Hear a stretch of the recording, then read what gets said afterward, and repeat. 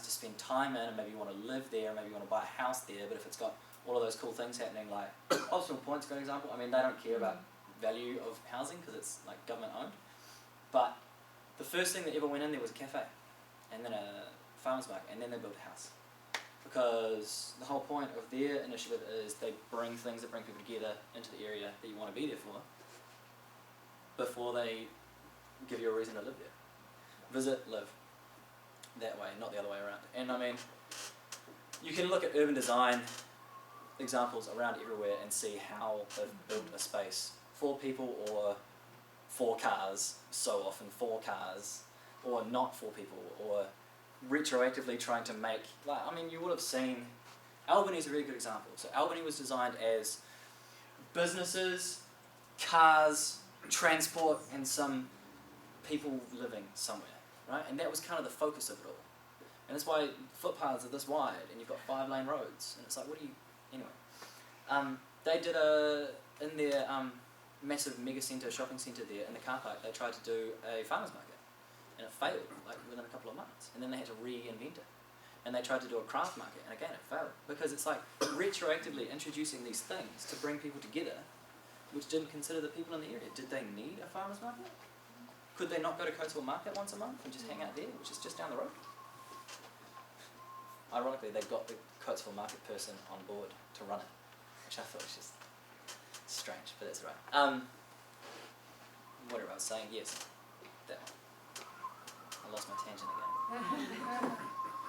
It's quite distracting. Any questions, any ideas? Seriously, just hit me up. I'm not going to stick around forever, but as you know.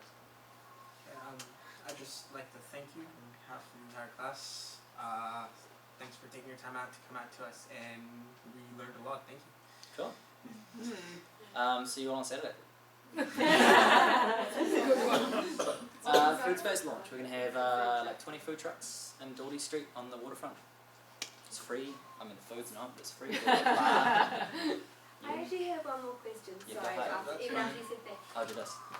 Did you actually, since you did PR and you thought you were going to radio, like, how do you like end up doing events? Like, that's pretty.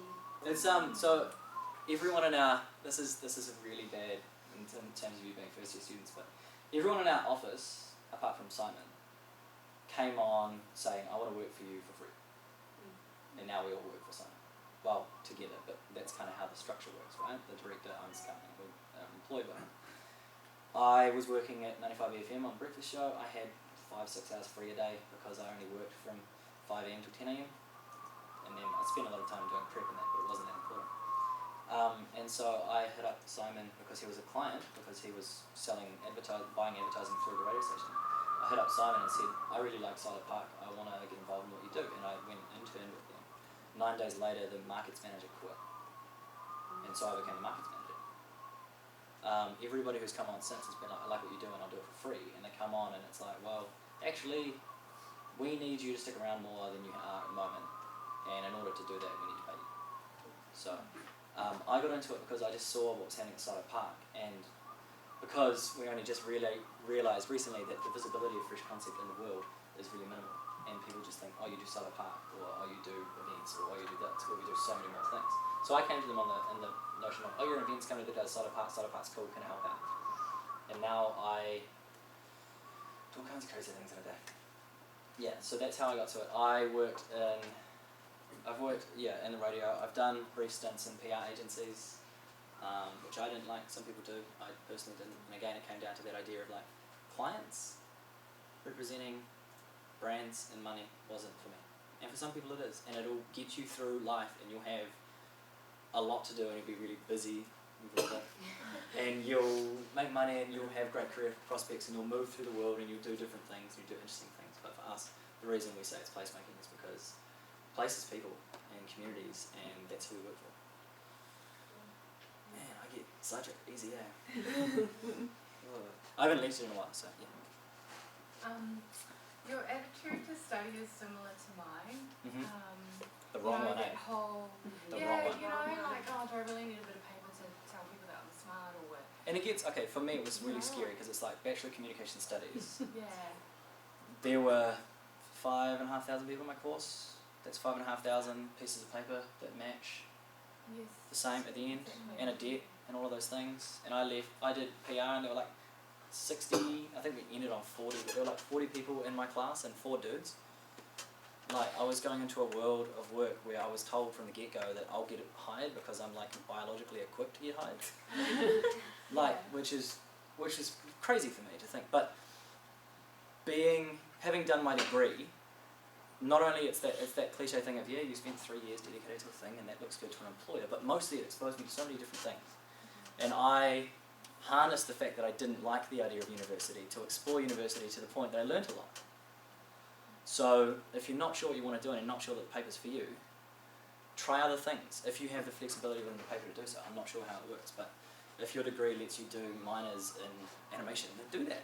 Or maybe not animation for you, but it's cool. But do other stuff and learn other stuff. And always, I know that employers seem to come to students as like, ooh, free labour, here's an opportunity, right? And it seems to be constant and on the go, but take it up. Take up the 3-day internship at PR Firm 101. Take up lend a hand at Splore with their bins, because that's what they usually need help with. Those kind of things. You'll get exposure to different people, and yeah, okay, those people that saw you standing at a bin aren't necessarily going to be like, great employee, right? Not necessarily, but it's not explicitly useful, but it will be. You don't necessarily see the use in doing it unless you do it. So you mean like explore the entire environment? Yeah, absolutely, Not and just explore, like and classrooms. in your degree, you are being exposed to big ideas. You're being exposed to all of these people in your class who are all going to be out there working at the same time. You'll be useful to one another, like personally and professionally. You'll be exposed to work opportunities, even if they're internships. You'll be exposed to all kinds of different things. And just consider all of those things as your degree, not necessarily the test scores, right? Oh, Although they matter, alright. big time. They really do matter. I can't stress that. You do still have to get the piece of paper. So it's best to aim for the A, not just C's make degrees. Nah, C's don't make degrees. Okay. C's get you the piece of paper, but like if you're not applying yourself in class and listening to the things and the ideas, then what are you even learning? Yeah. Like, I learned that one the hard way. I was lucky because a couple of my papers were like those double credit ones. Yeah. So you don't have to have as many papers in the semester because those ones are double. So I used that as an opportunity to catch up on the ones I'd failed. Okay. You will fail stuff. I mean, not necessarily class, but you will fail stuff. Yeah, go. Sorry, I'll come back over here too. It's cool. I get a projector in my eyes. It's cool. So your company, going back to that, is you actually are based like you're not profit run, so you go in like putting money in it until when you get money at the end after. Oh, we still enjoy a salary and Yeah. with like a fixed. But like work for the premises actual and stuff. event, like you put more money in and then you don't get the money out until after it has happened, or is it no?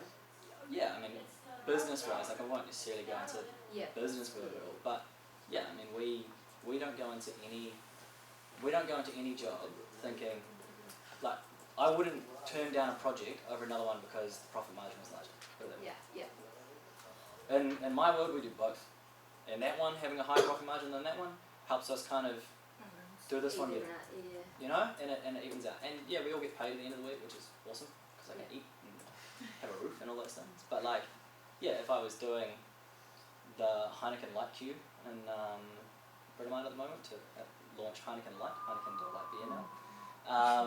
If I was the crew that did that, I might end up eating nicer food and living in a nicer house and getting more at the end of the week. But it's like to help Heineken sling alcohol, Yeah. which just isn't for me. For some people it is, totally.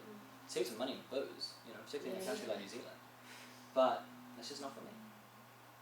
That's cool. Yeah, so in terms of, we predominantly need to get paid to do things, Yeah. as anyone does.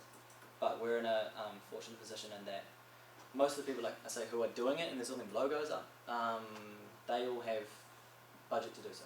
Yeah. And their budget to do so, some of that gets applied to renting sound equipment and paying a DJ and setting up different things and building stuff, Yeah, and some of it nothing's gets free, assigned to yeah. nothing's free. Sometimes my hours are free, but that's just because what you get out of it at the end is worth doing it for free.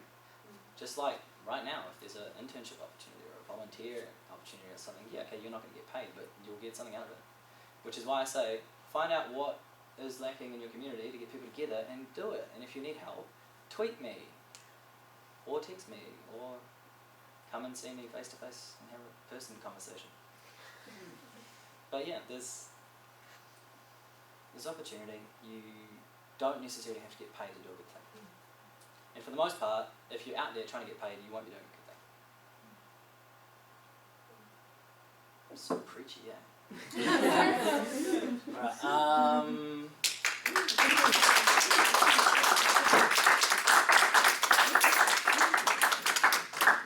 have you all missed a class? Because I don't know how long I'm supposed to talk. No, doesn't matter. Okay. It's set aside for you. Okay, cool. How long do I have? Let's You can carry on still if you want to. That's cool. I'm happy. I have business cards. That's a thing. Yeah, that would be good. Put them in my bag. Some of them are flat and some of them are crinkly. Some of them got wet, so depends what you're into.